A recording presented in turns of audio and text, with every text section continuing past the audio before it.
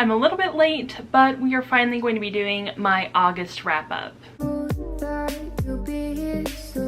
So it's been kind of a while that I have filmed with this background, like in this specific spot, but I just wanted to try it out a little bit and give it a shot and see how it turned out. Also, I am filming this a little bit late because the beginning of the month happened in the middle of the week and I just started at a new job, so I just really haven't had the time to film like during the week. I really kind of have to film on the weekends, so that's another reason why this is a little bit late.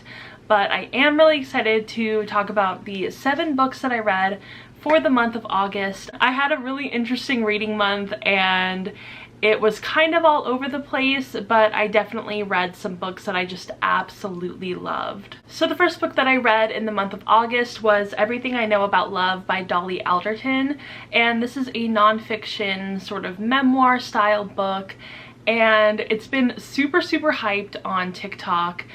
So I was like, I'm going to give it a shot. I found it on Hoopla as an audiobook, so I was really excited, and it started off really strong. Like, I really like Dolly's voice and her personality, and she gets into a lot of these like crazy situations. However, it just seemed to really drag in the middle and towards the end. It started to get really repetitive. A lot of the stories that she was telling, I was just kind of like, why are you telling us this? I don't really see the point of it. I'm not like as entertained as I was in the beginning, and it really just started to bore me. So I was really disappointed by this book. I ended up giving it a 3 out of 5 stars. And I've noticed this a lot with the nonfiction that TikTok recommends. This is the second time I've been extremely disappointed by like a really hyped nonfiction book, and they're kind of similar in the ways that they're like written by these mid-millennial women, and they're just very cookie cutter to me. They aren't really saying anything super new or interesting or exciting, and they tend to talk a lot, just a lot about nothing. And it always seems like they're kind of talking about nothing in order to spin it into something more meaningful than it actually is, and it's just not working for me. You know, we're on strike 2. I will definitely still try to keep an open mind when it comes to nonfiction recommendations from TikTok, but I will also be a little bit more hesitant because I just haven't had a very good track record so far. The second book that I read was extremely highly anticipated from me because I read the first book and I absolutely loved it, and that was The Devil and the Heiress by Harper St. George. And this is the sequel to The Heiress Gets a Duke, and I absolutely loved that book. I think I gave it 4 out of 5 stars, and I absolutely loved that book, so I was very excited to get to the second book, and I ended up giving it a 5 out of 5 stars. When it came to the second book, I just ended up loving the characters so much more. I loved the conflicts so much more, and like the banter was amazing. The clash of these two personalities were amazing, and I loved that the main character wanted to be an author and she was writing this book and loosely basing it off of her own life and kind of like using the love interest as the love interest in the book that she was writing, and how he's like very devilishly handsome and like very charming but has like this bad boy side to him. I really loved that. I felt like it worked so much better in the second book than it did in the first book.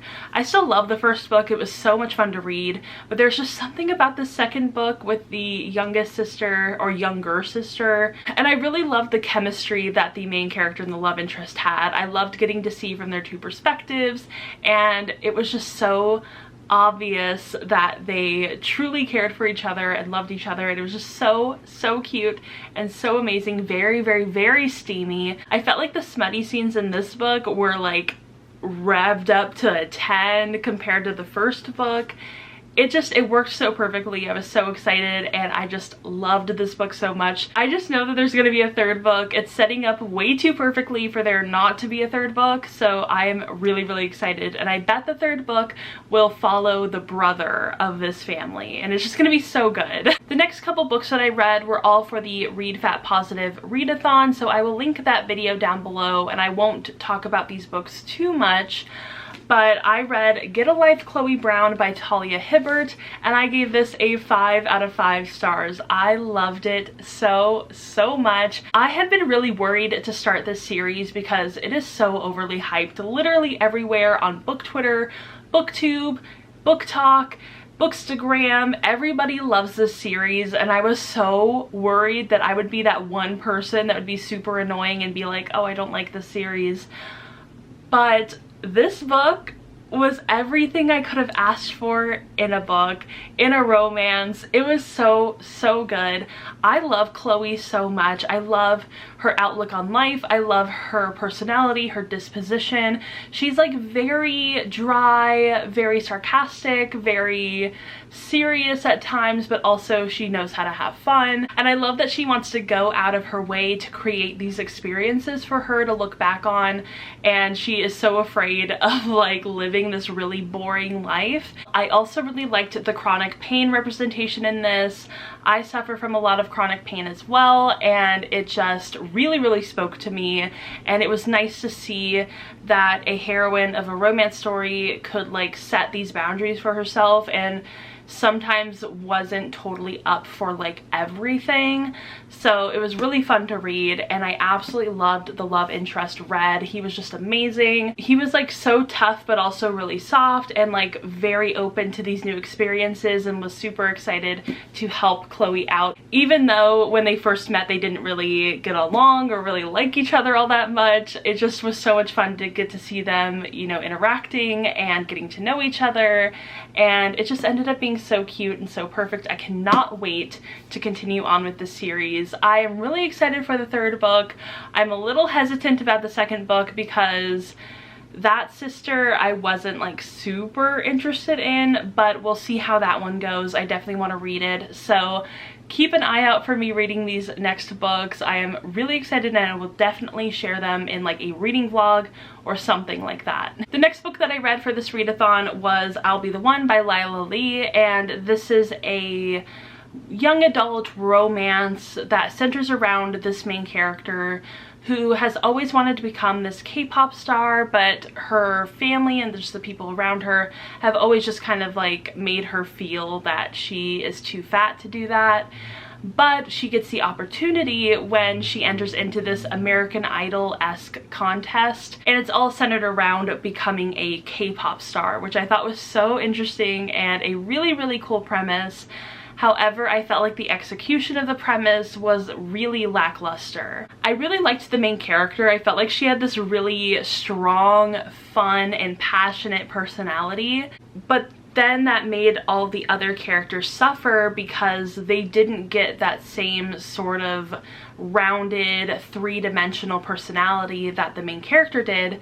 So everybody ended up feeling like cardboard cutouts. So I think I ended up giving this book a 3 out of 5 stars. I didn't totally hate it, but I also didn't love it either. So it was kind of a disappointment. I wish that it would have been a little bit better, a little bit more cohesive. And I really wish that the characters had been a little bit more developed. I would have been really intrigued to see more from these characters, more personality, but we really didn't get a lot of that. So that was definitely a little bit disappointing. The next book that I read, it was actually a very short novella, and that was A Tale as Old as Time by L. Hay, and this is an Audible original. I have Audible. I really kind of want to get rid of it, but I have so many credits that I just like don't know what to do with.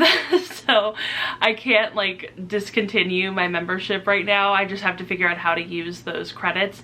Anyway, I also kind of felt really lukewarm about this novella. I felt like the author really tried to write a novel and not a novella, even though it was like only maybe 2.5 hours long. It just didn't feel right. Also, my battery light is blinking, so I need to go change my battery. I will be back. All right, we're back up and running. So where I left off, I felt like this book was definitely written to be more of a novel than it was a novella. It seemed like she was trying to do way too many things and wanted to develop these characters, wanted to develop this relationship, but didn't have enough room to do so. So it just ended up feeling really flat. And I feel like the premise of this book would have been such a great novel, like a full-length romance novel. I don't know why it just wasn't a novel instead of a novella, but it just really didn't connect with me, unfortunately. And basically this novella is about a woman, and she's feeling really burnt out with like her life and her profession, so she ends up adopting this cat.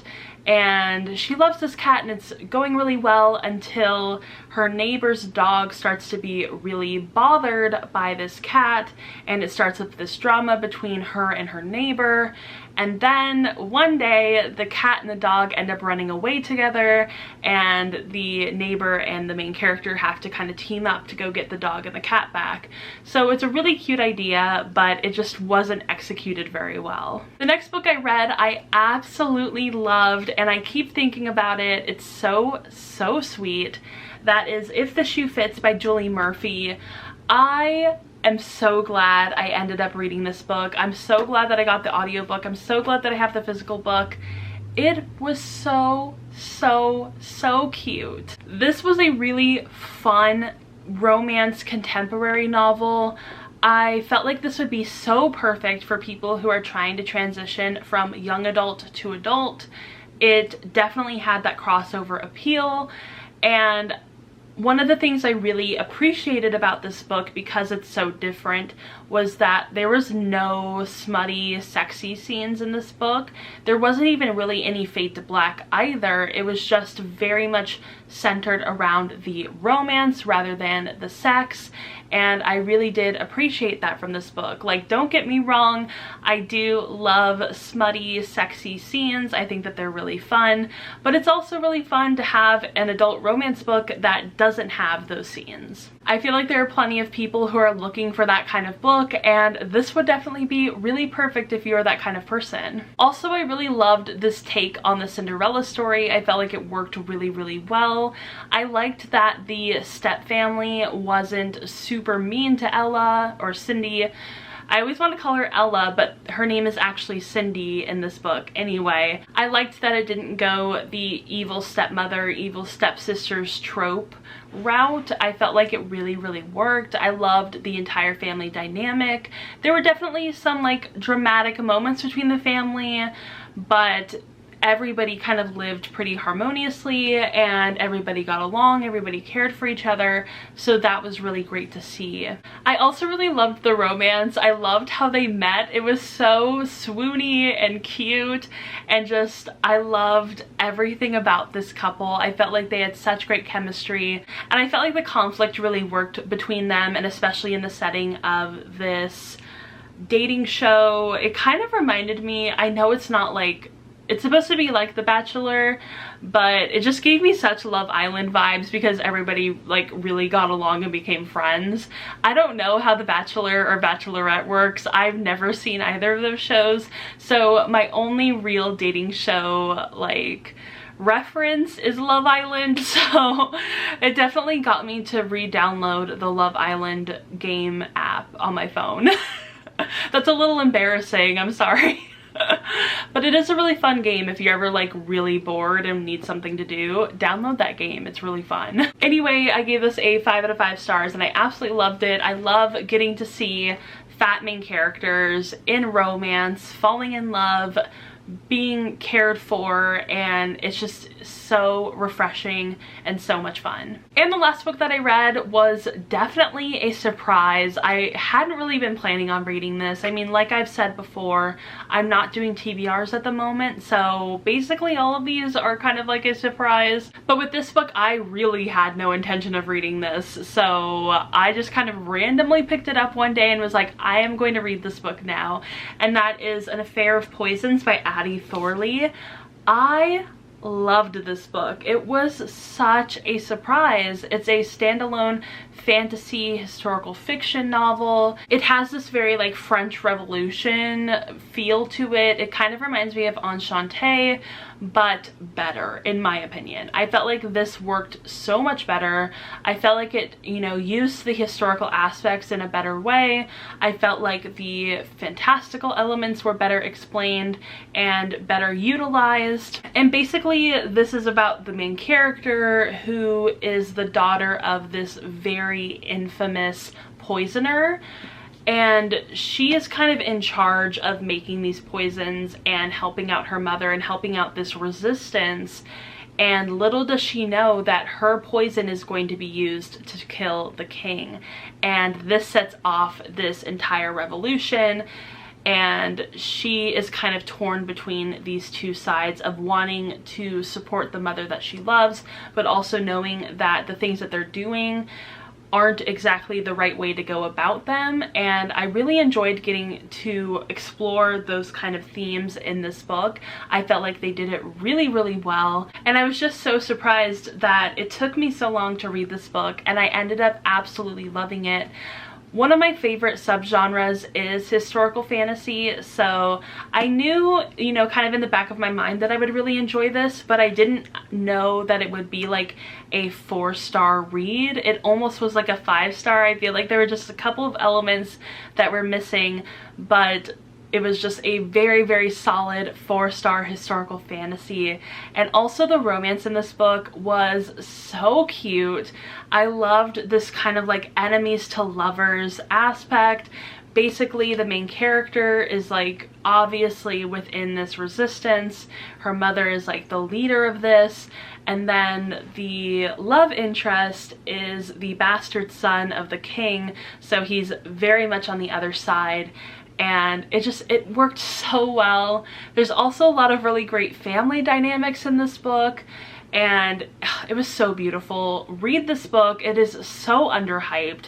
I feel like I've not heard anybody talk about this book. I feel like it came out in either 2020 or 2019, I'm not sure, but yeah, it's definitely underhyped. I feel like there are so many people who would love this book.